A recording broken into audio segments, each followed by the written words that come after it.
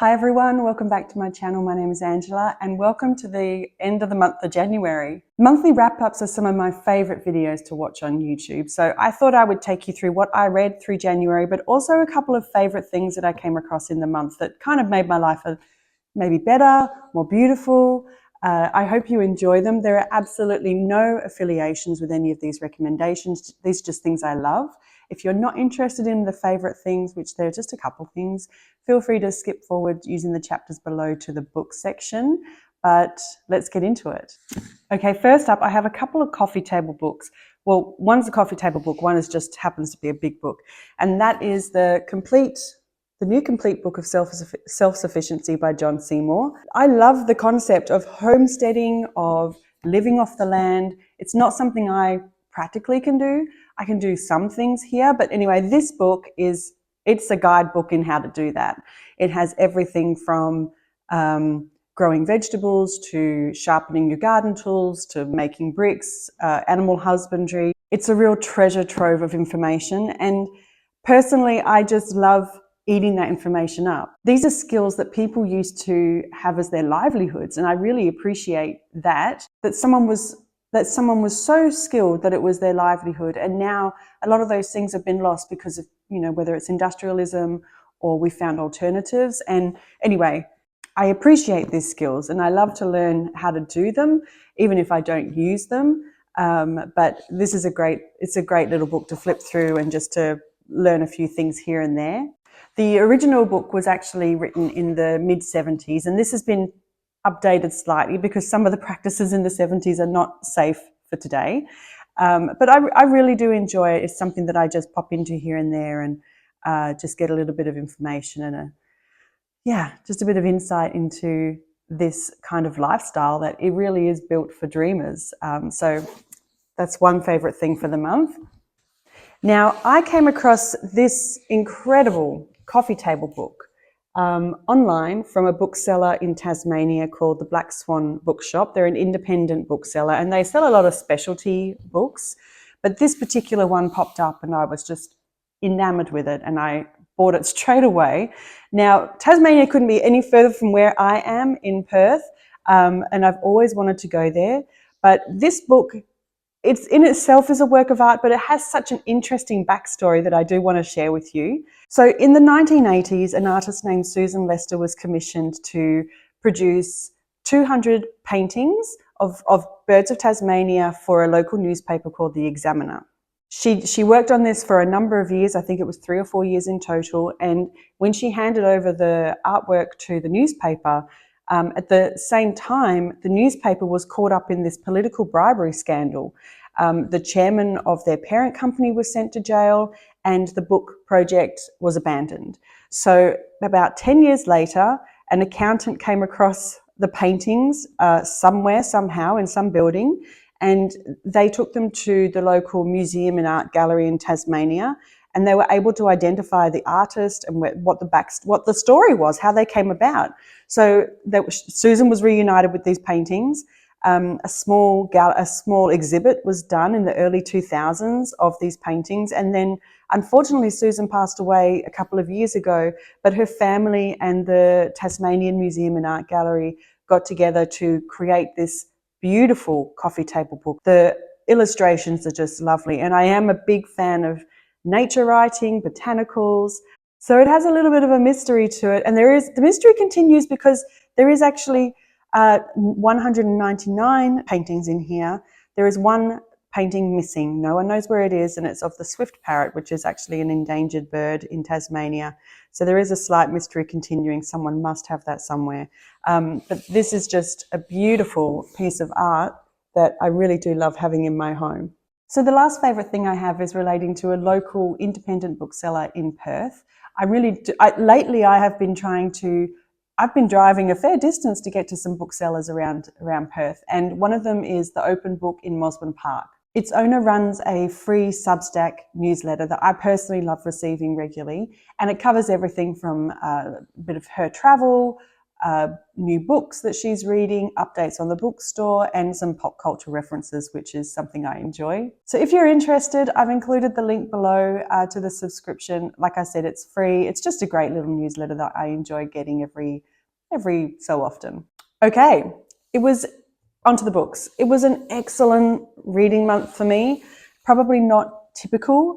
It is our summer holidays, or it was our summer holidays over Christmas. So generally, I took 2 weeks off work, I think. So on holidays, you read a little bit more. And I finished 6 books in January, and they are all excellent. But here we go. So the first book I read, actually on January 1st, was So Late in the Day by Claire Keegan.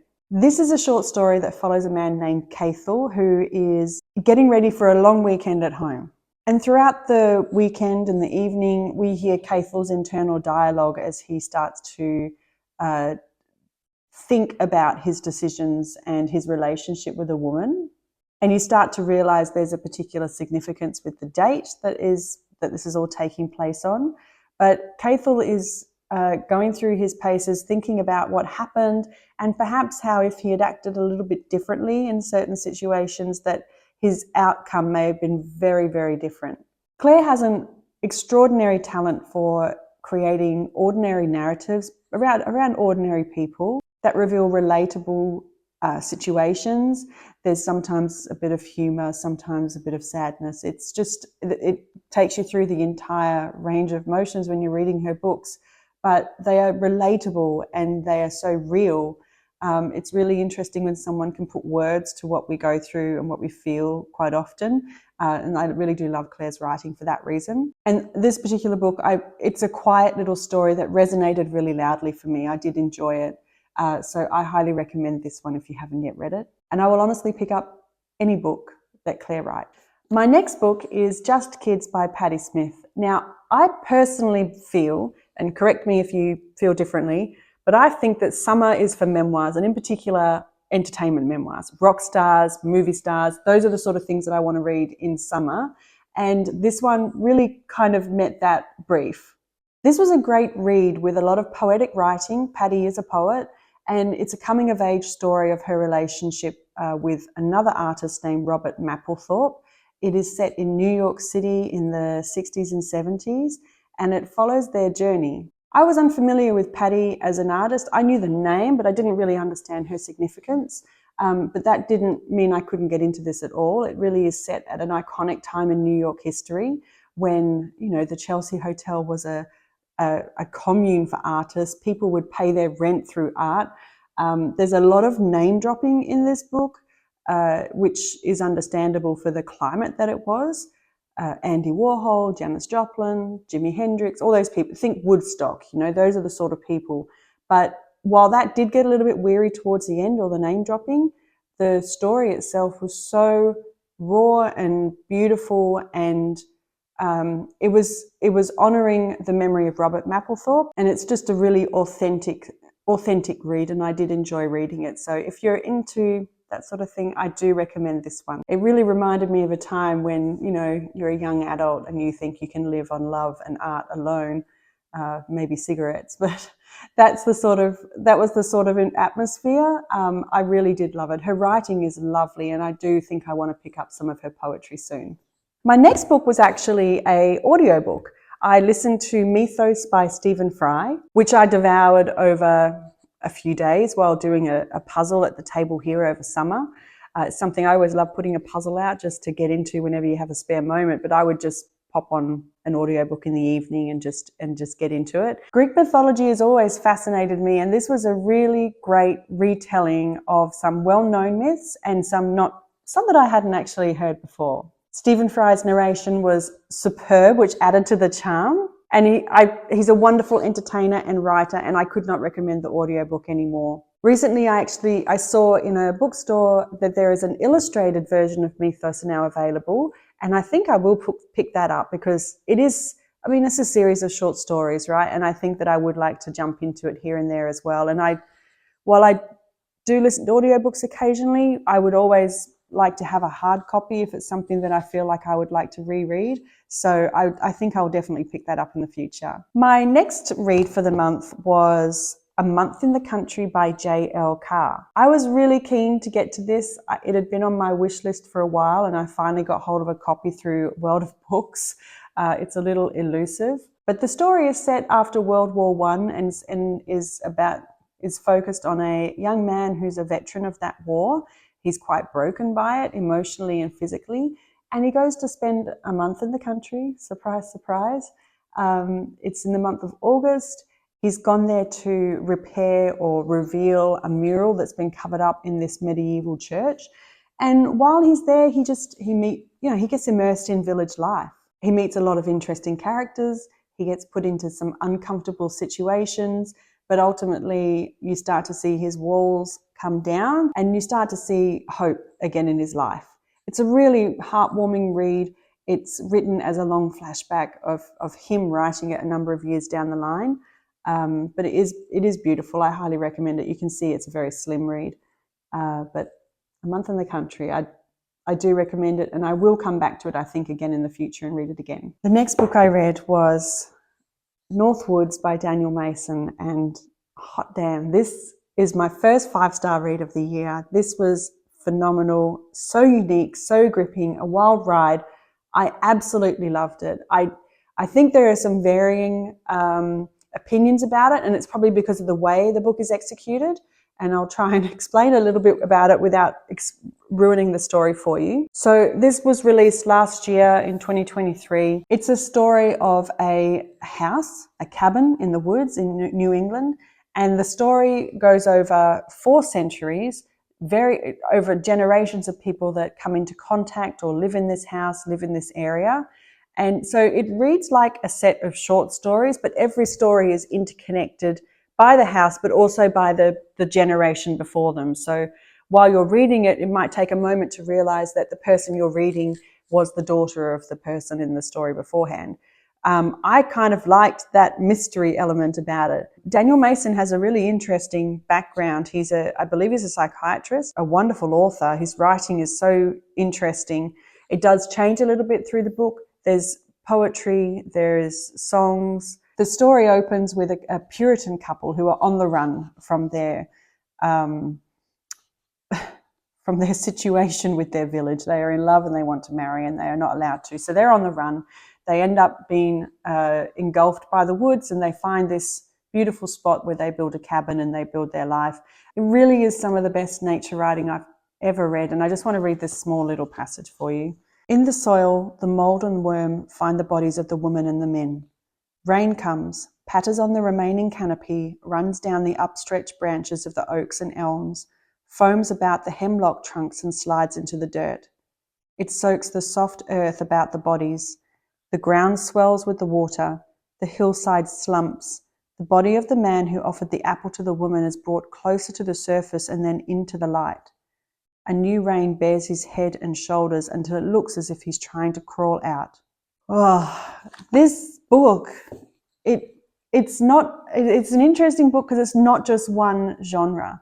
It is part thriller, part mystery, part nature writing. It is romance.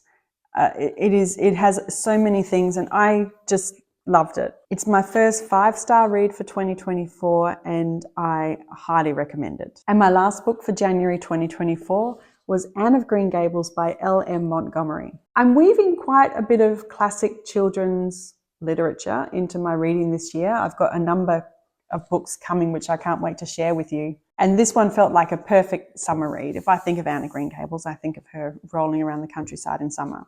So I remember reading this as a kid. I do remember it. I remember watching the original TV show. I felt so connected to Anne and who she was as a dreamer, as someone who loved being outside. I would climb trees and read books and try and, I would be out as much as I could. So I really did resonate with her. Reading this as an adult though, man, this should be subtitled The Trials and Tribulations of Marilla Cuthbert, because that woman has the patience of a saint with Anne. It was interesting that I didn't realize how much was from Marilla's perspective. I thought I remembered it being Anne's story entirely, but so much, I read it from Marilla's perspective when I reread this. And perhaps as a mother, I connected more with Marilla in that sense than with Anne. And her patience, her humor, how she would listen to Anne with her wandering ramblings, and she would be described as having a slight smile appear on her face. You know, she's not as stern as I remember her being when I first read this. But I really did enjoy reading it again. Although, Marilla, honestly, if my adopted daughter had if my adopted daughter had lost my one treasured family heirloom, or had told me she had taken it and lost it in the Lake of Shining Waters, I would have been livid, because not only did she not do it, she lied that she did it, and I would have just been, I don't know if I would have handled that the same way as Marilla. But I really enjoyed reading this one. I do recommend it as a reread if you haven't read it for a long time, because it's a totally different perspective, I think, when you're an adult. Yeah. It was a lot of fun. So that's what I read in January, and I'm looking forward to getting into February reading. Probably have a romance or two in there, I think, just to honour Valentine's Day. And I hope you liked this video and these mini reviews. This is something that is new for me. I really want to get better at articulating these thoughts and experiences I have reading, so I hope that they come across okay. I'd really love to hear your thoughts below. And I really did enjoy the process of taking the time after reading the book to sit down and kind of summarize some thoughts that I had, or maybe while reading, I would make a couple of notes just so I could reference them when I'm talking about them here. But thank you so much for joining me. Thank you for all of your support. Thank you for liking and subscribing. If you've read any of these, I'd love to hear your thoughts. If you haven't, are you going to add any to your reading list this month? And tell me what was your top 5-star read for January. I'd really love to hear below. Recommendations that you guys are giving me is just perfect. I really love adding them to my wish list. So please keep doing that. And I hope you have a great week ahead, and I will see you next weekend. Bye.